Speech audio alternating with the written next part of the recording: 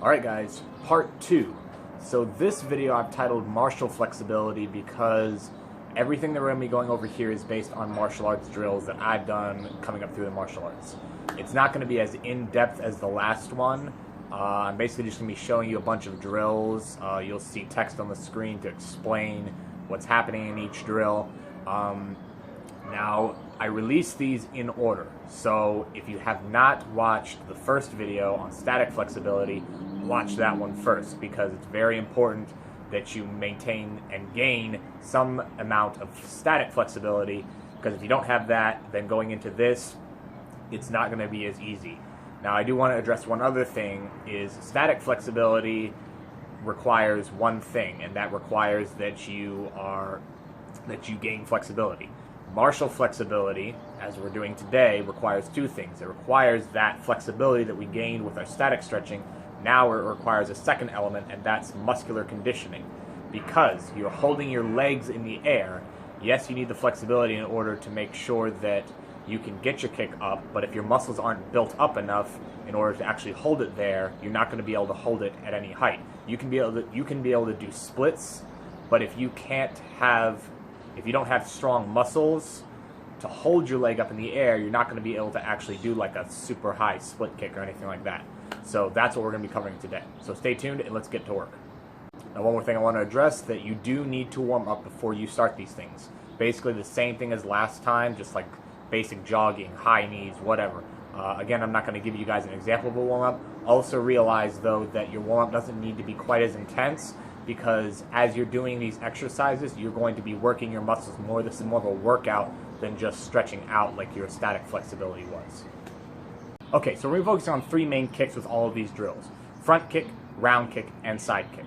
Anything to do with a front kick, any front kick drills, is going to primarily focus on the quads. Anything with round kick or side kick is going to be focusing primarily on the hip flexors and the glutes. Now, keep in mind that as you're doing these exercises, if you do not feel the burn, and I mean this literally, if you do not feel the burn, you're not doing it high enough or you're not holding it for long enough. Remember, the only way that you're going to get better is if you actually feel your muscles breaking down so that they can be then built back up stronger. So just keep that in mind. Now, all of these drills, as you'll see in a second, I'm doing them only about one time or two times, just as a demonstration. What you should be doing at home is aiming for about 10 reps of whatever the drill is without putting the foot down.